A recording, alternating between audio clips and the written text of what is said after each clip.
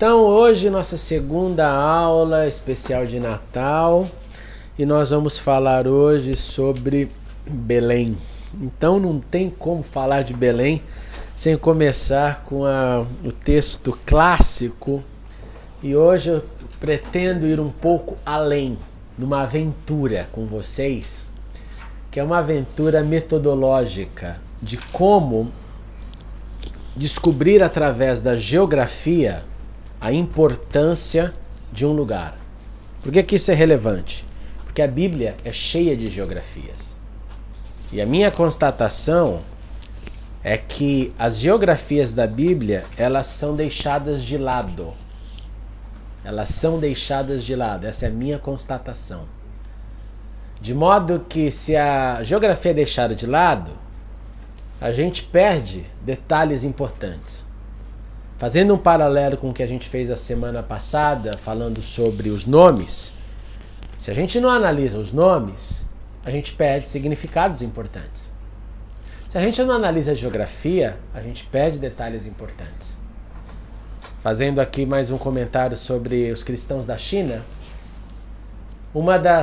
descobri que enquanto nós temos a cruz, enquanto algumas igrejas têm algumas figuras típicas, dependendo da localização, por exemplo, se você for para a igreja na Etiópia, você sabe qual que é o símbolo máximo das igrejas na Etiópia? Assim como a cruz é aqui?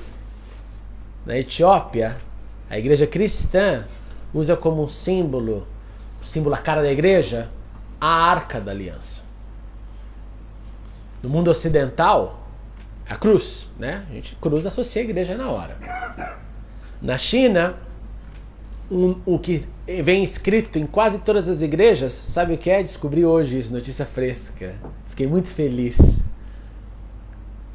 Emmanuel, Deus está conosco. Olha que coisa linda. Em tudo que passamos, em tudo que sofremos, Deus está conosco. O profeta Isaías. Tudo a ver com o Natal. Então, geografia é importante. Então, hoje eu quero que a gente abra a cabeça, entre nessa viagem pensando o que a geografia pode trazer pra gente. E a minha oração é que a gente expanda essa metodologia para outras geografias da Bíblia. Tá bom? Mantenha isso na cabeça então. Então, para começar, abre aí comigo. Miqueias capítulo 5, verso 2. Belém. A previsão de Belém do profeta Miqueias, 5, verso 2. Diz assim: Mas tu, Belém Efrata, embora pequena entre os clãs de Judá, de ti virá para mim aquele que será o governante sobre Israel. Suas origens estão no passado distante, em tempos antigos. Por isso os israelitas serão abandonados até que aquela que está em trabalho de parto dê a luz.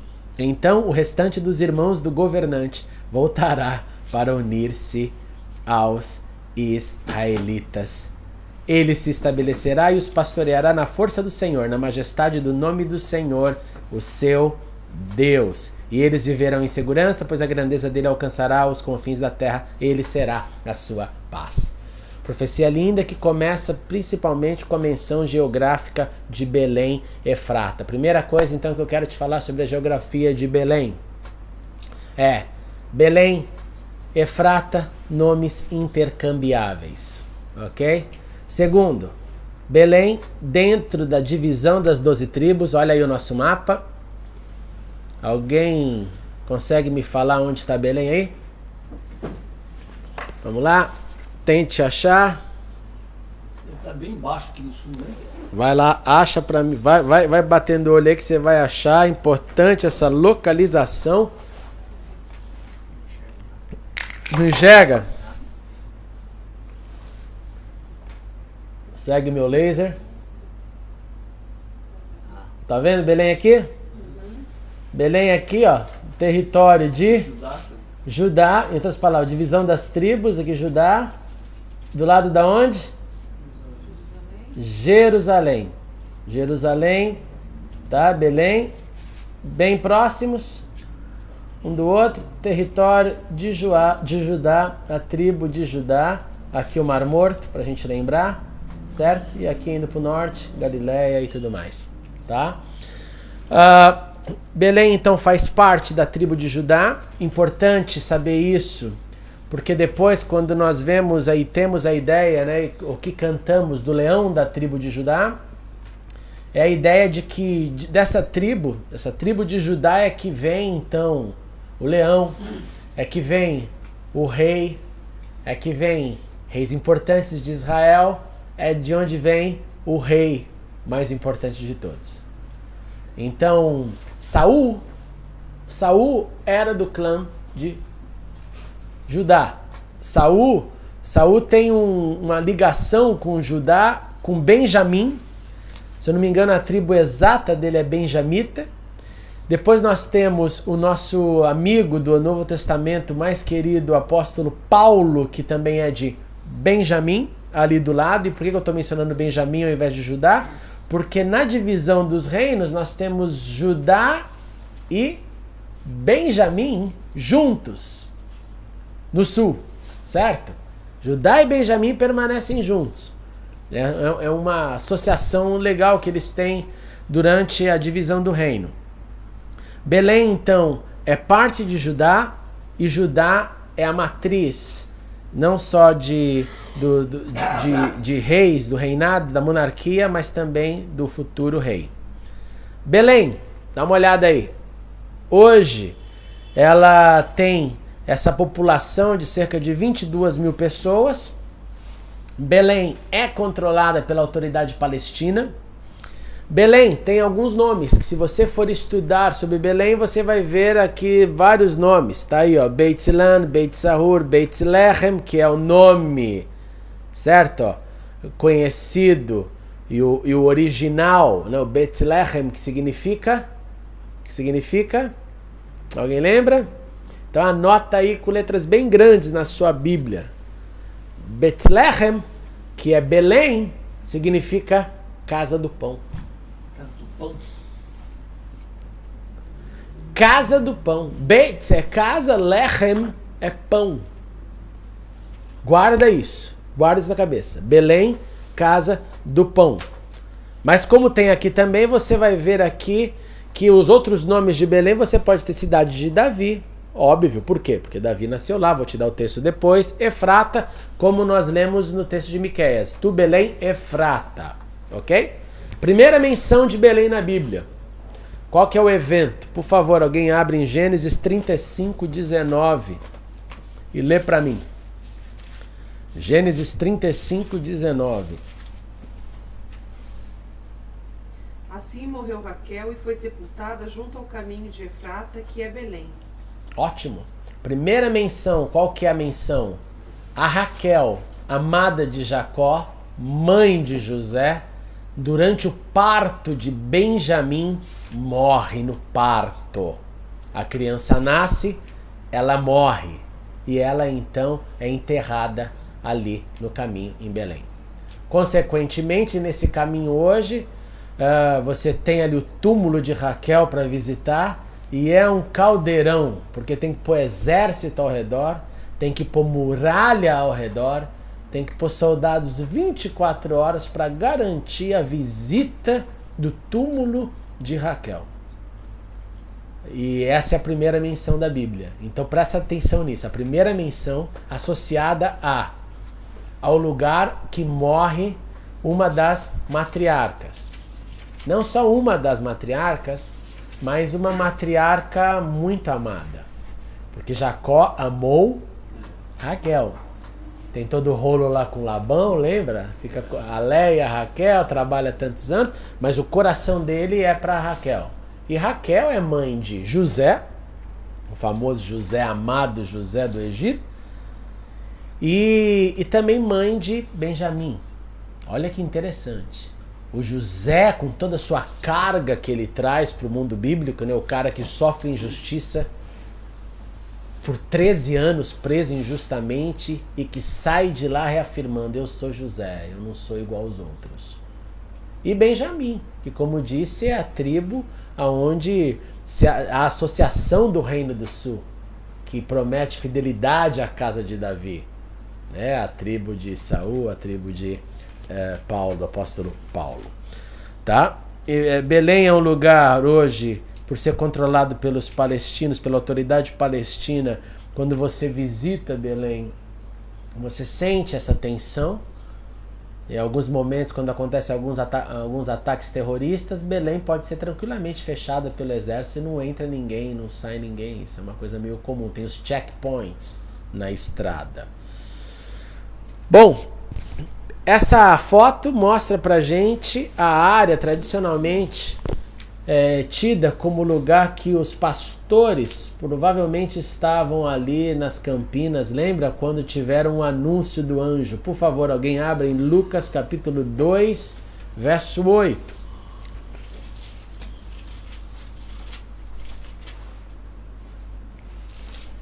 Lucas 2, 8.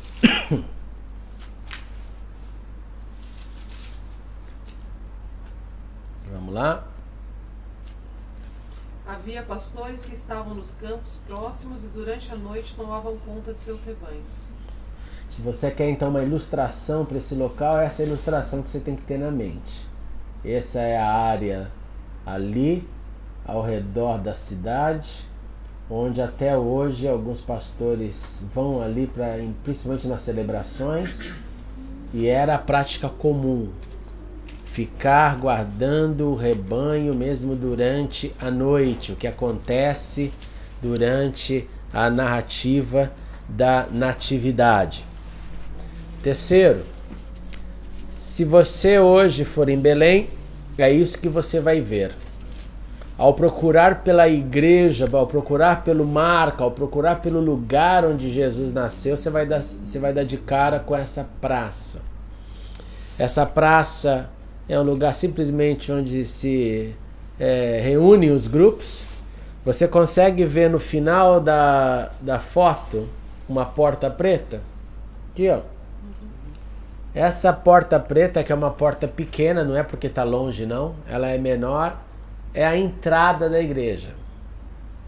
Você entra nessa igreja e aí você vai ter acesso, número 1, à igreja, onde tem inclusive as famosas missas de Natal, geralmente aquela missa do galo, que é usado para comemorar o Natal, as festividades do final de ano, é feita nesta igreja. Agora, o que é chocante é que essa igreja, olha aqui dentro dela, você entra naquela portinha, olha o que você vai ver. Os pilares bem antigos, ela é tida como o prédio igreja mais antigo da terra de Israel. Olha que coisa relevante. Feito originalmente pela mãe de Constantino, quarto século. E o que se acredita é que, por eles terem boas relações com os muçulmanos, os cristãos, é que a igreja não foi destruída.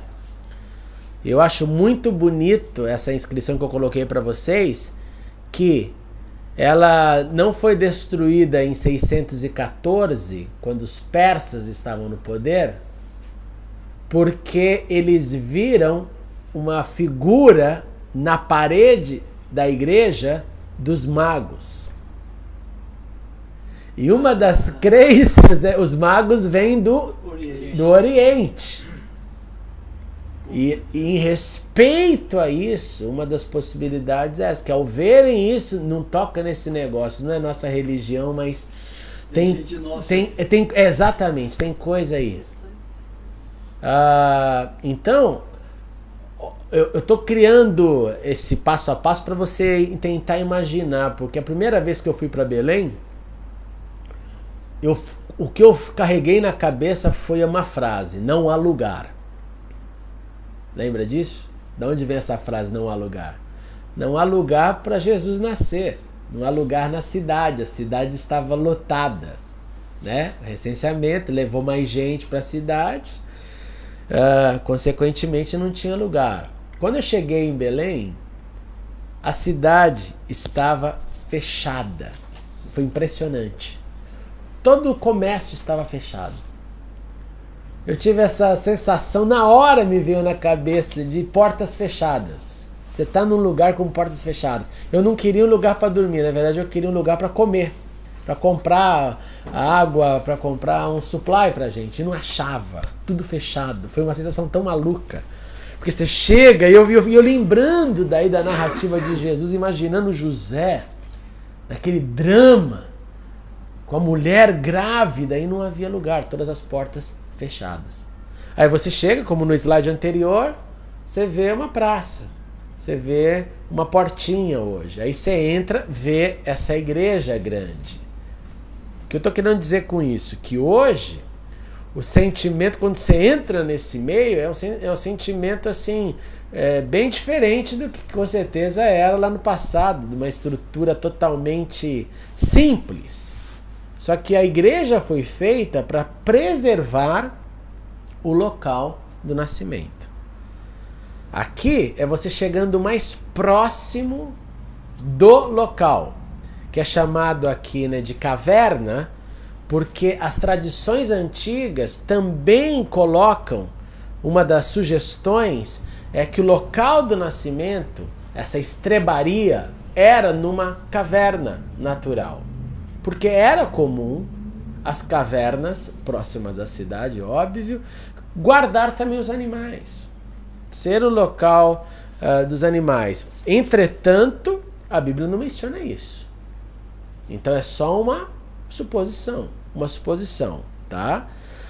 Então essa suposição nos leva só assim, uma possibilidade de ter sido essa estrebaria como numa caverna. A Bíblia não fala nada. Agora, algumas casas eram construídas ali logo de frente às cavernas, as pequenas cavernas, de modo que poderia usá-la como um lugar. Ou um lugar para guardar mantimentos para casa, ou como um lugar para guardar os animais da casa. Diante disso, imagina a cena, você entrou na praça hoje, você entrou na igreja, você entrou nessa parte final, aí você pergunta, aonde está o local do nascimento? Aonde está? E aí é só isso que te resta. Imagina o seguinte, que tudo que resta para você ver, se você for lá, além de todo esse sentimento externo, é isso aqui, ó. É isso aqui, ó. Aqui tem um vidro pequenininho, tanto que não dá nem para você ver nada aqui. E dentro desse vidro aqui, olhando para dentro desse vidro, você vai ver embaixo as rochas da época. Deu para entender? Ficou totalmente isolada, preservado. E aí nós temos assim essas narrativas de historiadores confirmando este lugar a partir ali, ó, do segundo século, né, depois de Cristo. Em outras palavras, apesar da frustração de nós não podermos ir lá justamente lá, entrar lá dentro, as indicações históricas são muito fortes quanto a este lugar, como local do nascimento de Jesus. Bom, e aí nós vamos fazer a nossa viagem pela Bíblia, para a gente entender mais. Nós não vamos ler todos os textos, que são muitos, mas nós vamos ler alguns para a gente ter essa compreensão. O primeiro que a gente leu foi o de Raquel, Gênesis 35, 19. Agora abre comigo, eu vou fazer só uns highlights que estão em negrito. Ruth, capítulo 4, verso 11. Vamos lá. Ruth, capítulo 4, verso 11.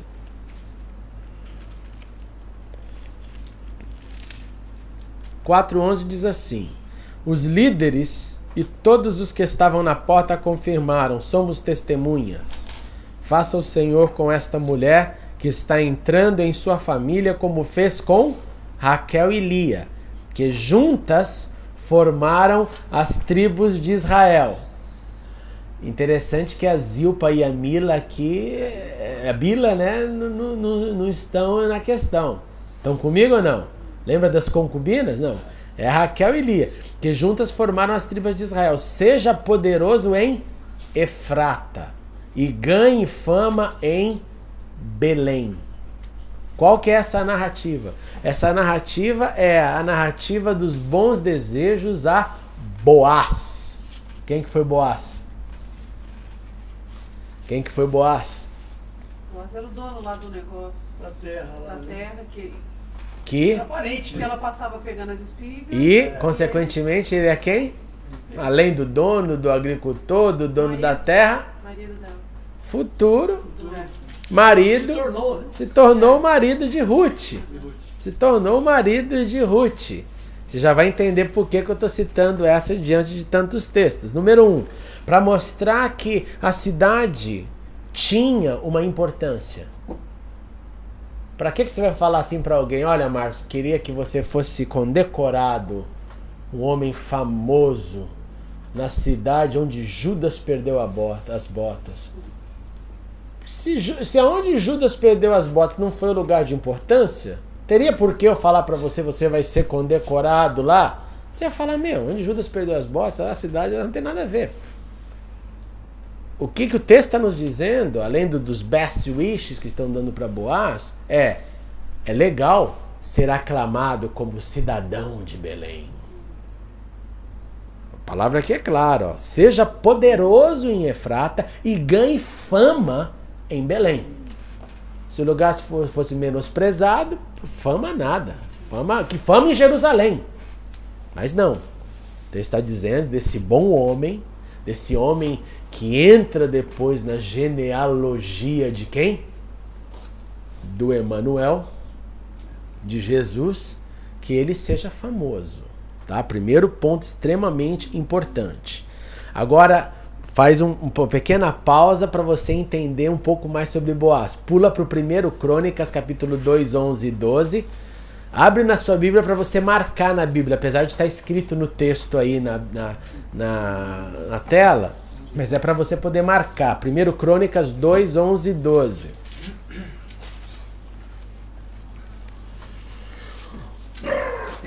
Primeiro Crônicas 2, 11 e 12. Nassom gerou Salmão, Salmão gerou Boaz, Boaz gerou Obed e Obed gerou Jessé.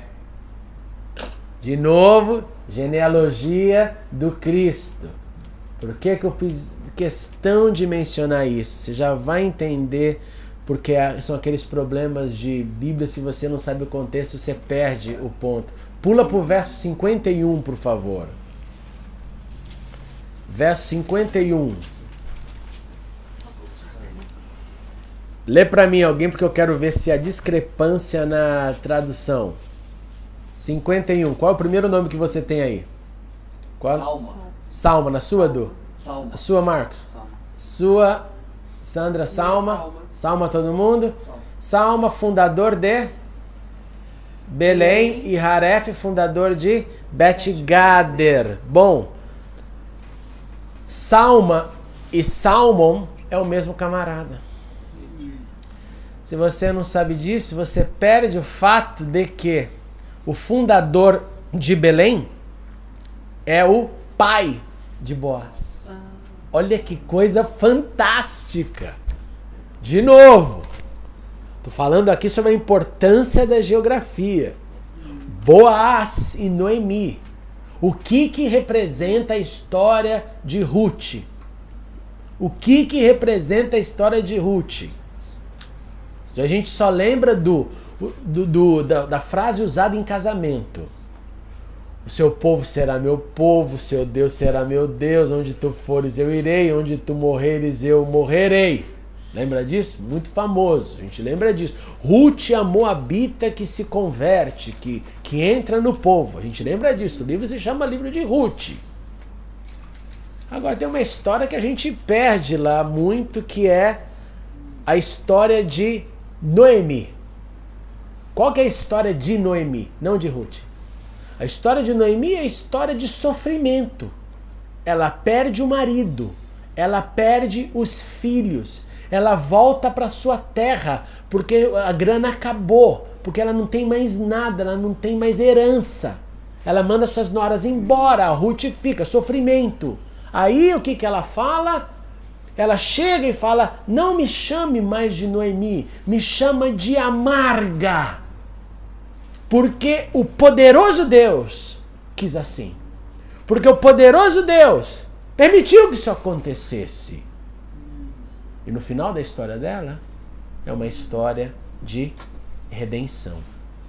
de ver a sua nora fazendo parte da linhagem do futuro rei de Israel e depois do rei messiânico, da presença messiânica na terra. Sofrimento na Bíblia, de acordo com Noemi, não é algo que dê para ser evitado.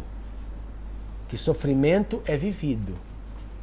E que sofrimento na Bíblia, ele é visto e deve ser encarado como uma oportunidade para se conhecer mais a Deus. Uma oportunidade para se conhecer mais a Deus. Porque assim como nós dizemos que conhecemos uma verdadeira amizade no dia da angústia, porque no dia da risada, o filho pródigo estava lá, né, com grana, todo mundo feliz, cheio de amigos. No dia que acabou o dinheiro, só restaram os porcos para ele trabalhar e ficar ali. É comum essa ilustração acontecer com a gente. A gente descobre quem é quem no dia que a gente precisa. Porque no dia que está tudo bem, é muito superficial tudo. Então o livro de Noemi retrata também como encarar o sofrimento. Que em poucas palavras é, quando estiver doendo, fala que dói. Está doendo, meu nome agora é amargo. E é uma coisa que a igreja cristã precisa aprender. A lidar com isso e falar, tá amargo? Tá. Aguente firme. Passe por essa amargura. Ao invés de, não, Deus vai dar vitória. Aquele discurso triunfalista que não faz bem para ninguém. É hora de chorar? É amargo, é amargo. É amargo. Então, você está chorando, João? Eu vou chorar com você. É tempo de chorar. Eu não vou ficar, já, palhaçada pra você rir. Não, eu vou chorar com você. Chore comigo no dia da minha tristeza. E dê risada comigo no dia da minha alegria. O livro de Noemi, que é o livro desse pano de fundo, onde o pai de um dos personagens principais do livro é o fundador de Belém. O Jesus que nasce em Belém conta uma história de redenção, certo? Manifestação, encarnação. Mas existe salvação sem sofrimento? Se Jesus falasse, morte não, milagre sim, morte não. Multiplicar o pão sim. Deus, multiplicar o pão eu vou, mas a cruz eu não vou. A cruz eu não aceito. De modo que a história do cristianismo também é a história do sofrimento. E o sofrimento que leva à conquista da verdadeira vitória. Opa! O fundador de Belém, que é o pai, né? Aqui é a nossa indicação, o pai de Boaz, que é o lugar que dá o pano de fundo para a história de sofrimento de Noemi, e que consequentemente dá o pano de fundo para a história do Messias. Tudo vinculado a uma mesma geografia. Tá dando para entender? Tá começando a ligar os dots, e é assim que a gente começa a sacar o negócio. Essa é a história da descendência de Pérez. Pérez gerou Esrom, Esrom gerou Rão, Rão gerou Abinadab, Abinadab gerou Naasson, Naasson gerou Salmão, Salmão gerou Boaz, Boaz gerou Obed, Obed gerou Jessé e Jessé gerou Davi. Aqui você tem todos os nomes confirmando isso que eu te falei. Ruth, capítulo 4, verso 18, 22. Próximo texto importante, por favor, alguém abre o 1 Samuel 17, 12. Davi era filho de Jessé, o efrateu de Belém de Judá. Jessé tinha 8 filhos e já era idoso na época de Saul. Ótimo, pula pro 15. Mas Davi ia ao acampamento de Saul e voltava para apacentar as ovelhas de seu pai em Belém. Ótimo, então vai vendo a repetição. 58. E Saul lhe perguntou, de quem você é filho, meu jovem? Respondeu Davi, sou filho do teu servo Jessé de Belém. Ótimo, agora pula pro 1 Samuel 26. 26. 26. E se seu pai sentir a minha falta, diga-lhe. Davi insistiu comigo para que lhe permitisse ir a Belém, sua cidade natal, por causa do sacrifício anual que está sendo feito lá por todo o seu clã. Legal. Bom, depois dessa leitura não resta dúvida de que, sim, Davi era de Belém. Cidade natal, sua cidade, onde ele estava, onde ele apacentava, Davi o Belemita. Davi o Belemita. Davi está associado a Belém. Então, de novo, Salmão funda a cidade. Boaz tem ali uma das primeiras histórias de Belém vinculada a sofrimento, a teologia do sofrimento que conserta. Noemi. Nós temos o rei Davi, que começa como também o renegado da sua família, a última opção da possibilidade da monarquia. Ah, tem mais um lá, tem mais um filho lá. Ele não pode ser, mas era ele. Era o que vem. E quando ele se apresenta, é isso que eu faço. Eu sou pastor de ovelhas em Belém. Olha que interessante isso. Ele carrega então essa informação nele, no DNA dele. Ele sente orgulho. Eu sou de Belém. A repetição que o texto nos mostra, aparecendo Belém, Belém, Belém, Belém, Belém. Por quê, gente? Porque, número 1, nesse estágio da revelação, Belém devia ter algum prestígio. Porque senão não teria ênfase. Lembre-se que o anúncio profético, ele vem posteriormente. Quando Belém e Efrata, como nós lemos, ganha o título de é de lá que vai vir. É posterior. Nesse status, nesse momento histórico, é só uma cidade. E mais uma cidade legal. Então cuidado, por que eu estou fazendo esse ponto? Porque geralmente a gente fica, pode alguma coisa vir boa lá de Nazaré? E eu reparei que algumas pessoas associam esse status a Belém também, mas são coisas diferentes. São coisas diferentes. O pessoal sai de Nazaré para vir fazer recenseamento em... Aonde? Belém. Em Belém. Se o local de recenseamento é Belém, porque ele tem uma estrutura para se fazer recenseamento. Senão, fica em Nazaré. Faz em outro lugar. Vai direto para Galiléia, em alguma outra localização lá. Vai para Cafarnaum? Não. Vai para Belém. Então, é uma cidade de algum prestígio. E isso que eu acho que é o ponto importante para a gente começar a construir mais sobre essa cidade de Belém, tá bom? Agora pula comigo Lucas capítulo 2. Agora entrando no material do Novo Testamento, porque esse é o background. Se você quiser depois dessa lista com mais narrativas de Belém, eu tenho todas elas para te dar. Você viu que tem bastante versos, né? Lucas capítulo 2, no verso 8, nós temos então a narrativa do Natal, que diz assim: havia pastores que estavam nos campos próximos e durante a noite tomavam conta dos seus rebanhos. Aquela cena lá que vocês viram. E aconteceu que um anjo do Senhor apareceu-lhes, a glória do Senhor resplandeceu ao redor deles, ficaram aterrorizados, mas o anjo lhes disse: não tenham medo, estou lhes trazendo boas novas de grande alegria, que são para todo o povo. Hoje, na cidade de Belém, de Davi, lhes nasceu o Salvador, que é Cristo Senhor. Isto lhes servirá de sinal. Encontrarão bebê envolto em panos e deitado numa manjedoura.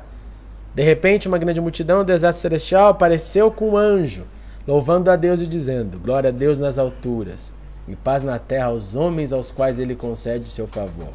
Quando os anjos deixaram e foram para os céus, olha que cena linda. Estou preparando minha mensagem final de Natal, vai ser sobre os anjos, provavelmente. Os pastores disseram uns aos outros: vamos a Belém, cidade de Davi, e vejamos isso que aconteceu e o que o Senhor nos deu a conhecer. Olha que lindo. Então correram para lá, encontraram Maria, José, o bebê deitado na manjedoura.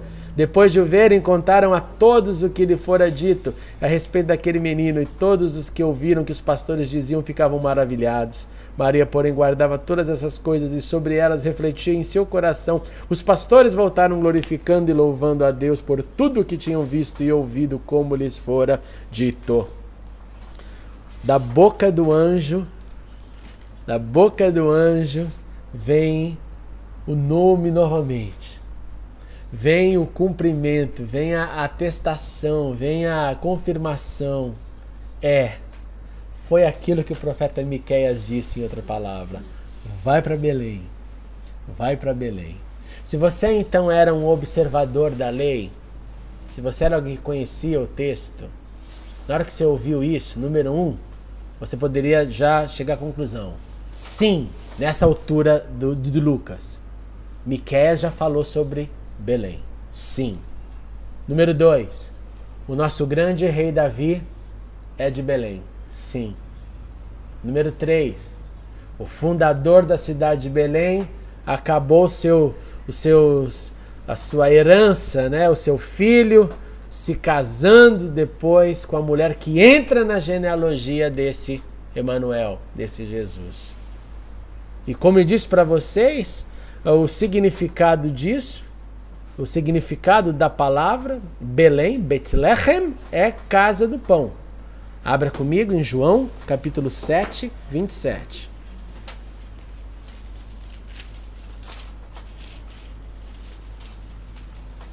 Evangelho de João. Espero que eu esteja no lugar certo. Espera aí.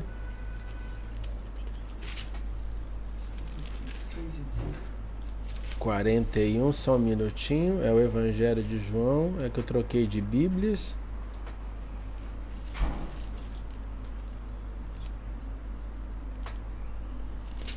Só um minutinho, gente.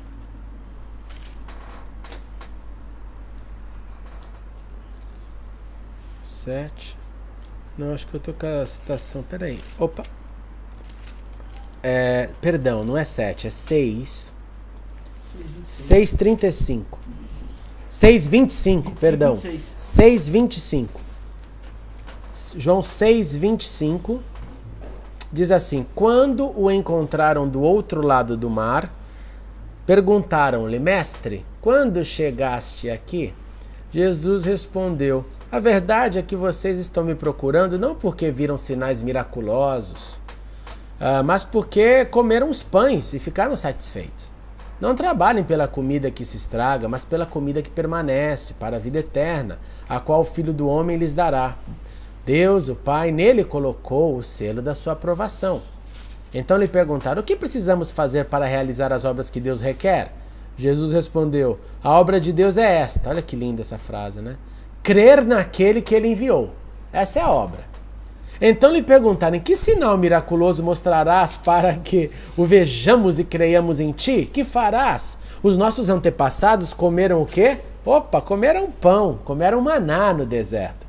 Como está escrito, ele lhes deu comer pão dos céus. Declarou-lhe Jesus: digo-lhes a verdade, não foi Moisés quem lhes deu pão do céu, mas é meu Pai quem lhes dá o verdadeiro pão do céu, pois o pão de Deus é aquele que desceu do céu e dá vida ao mundo. Disseram eles: Senhor, dá-nos sempre esse pão.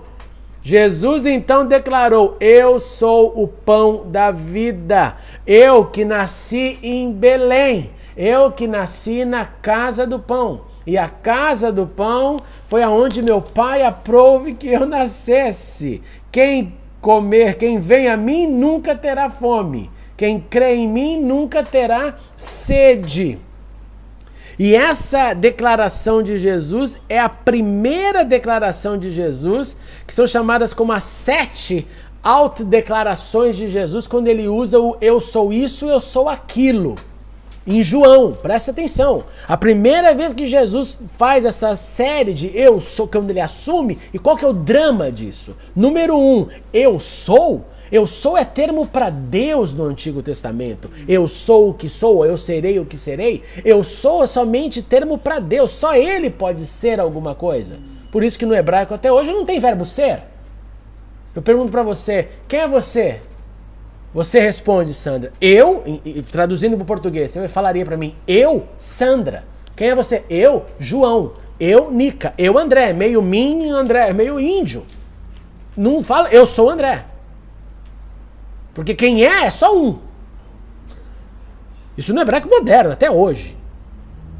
Então, olha que chocante. Jesus, nas suas primeiras declarações, que são 7, já quebrando, já se associando a eu sou, usando aquilo que ninguém poderia usar, ele adiciona: eu sou o pão. Eu sou o pão da casa do pão, eu sou o pão da vida. É fantástico esse negócio. É um negócio para rebolar na cadeira sem parar. Verso 41, com isso os judeus começaram a criticar Jesus porque dissera: eu sou o pão que desceu do céu. E diziam: este não é Jesus, filho de José? Não conhecemos seu pai e sua mãe? Como ele pode dizer que desceu do céu? Olha que chocante isso. Como ele pode dizer que desceu do céu?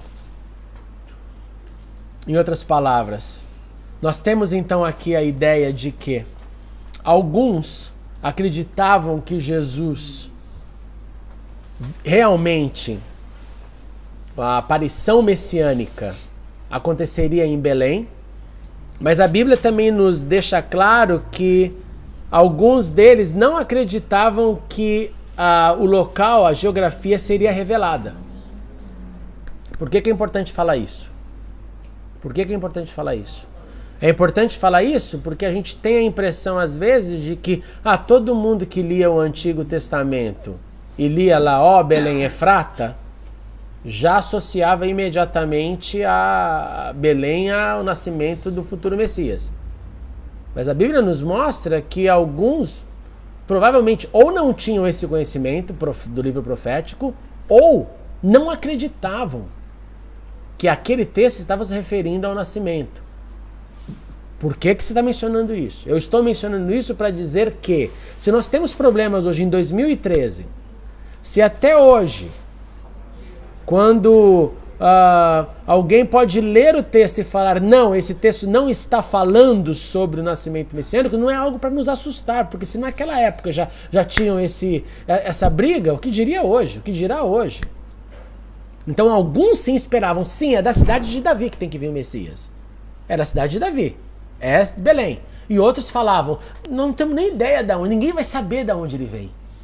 Essa é a declaração bíblica. Ninguém vai saber de onde ele vem, então não pode ser ele, porque ele a gente sabe que vem de Belém. Olha que chocante. O que quer dizer você falar então, se você fosse do time do ninguém vai saber de onde ele vem, é porque você esperava que ele se viesse do céu, manifestasse aqui na terra, bem como o Rei Deus, e que ninguém sabe, não tem registro de nascimento. Os que acreditavam que nasceu em Belém. Não. Deus encarnado na terra. Tudo bem. Tem um local e uma geografia. E a geografia é a cidade de Davi, o nosso rei querido, o nosso rei Davi. Deu para entender, gente? Bom, perguntas então que ficam na cabeça. Se Belém, como no nosso exemplo, não trazer para a gente todas essas pequenas informações, como que fica na nossa cabeça a cidade de Belém? Fica simplesmente como uma localização qualquer. Falou Belém, legal, Belém. E ela traz, então você vê vários contextos. Contextos da mulher amada de Raquel, contextos de Boaz, contextos do rei Davi, contextos do significado do nome e da manifestação final de Jesus, do nascimento final e a geografia falada pelo próprio anjo. Vá na cidade de Davi, vá na cidade de Belém. Então, essa metodologia que tem a ver com o nosso estudo de Natal, a nossa celebração, eu queria também que você tentasse aplicar quando você lê qualquer nome na Bíblia. Viu lá o nome de um lugar? Não passa o olho só e beleza. Porque tem coisa para a Bíblia está tentando dizer. Ela está falando, olha para mim aqui, vai buscar o mapinha. É aquela coisa, né? Os mapas, ultimamente muitas Bíblias nem põem mais aquela seção de mapas, né? Por quê? Você pergunta por quê? Porque a galera não vê. Por que você não vai olhar? Por que você não vai identificar? Você tem que ter um cristão num país livre, tem que ter esse mapa na cabeça. Esse mapa tem que estar na cabeça. Tem que ter mais ou menos ali, aqui perto dali, para você se situar. Porque a gente acredita que esse livro é a verdade. A gente acredita nesse negócio. Então a gente tem que deixar esse material entrar na nossa cabeça. E segundo, saber que sempre tem mais da geografia pode vir uma tremenda revelação espiritual. Se você não sabe que Belém significa casa do pão, você nunca associa a frase de Jesus, eu sou o pão da vida, com o local do nascimento dele. De modo que vale a pena estudar os significados das geografias, as implicações das geografias. Tá bom? Que Deus nos abençoe nessa viagem.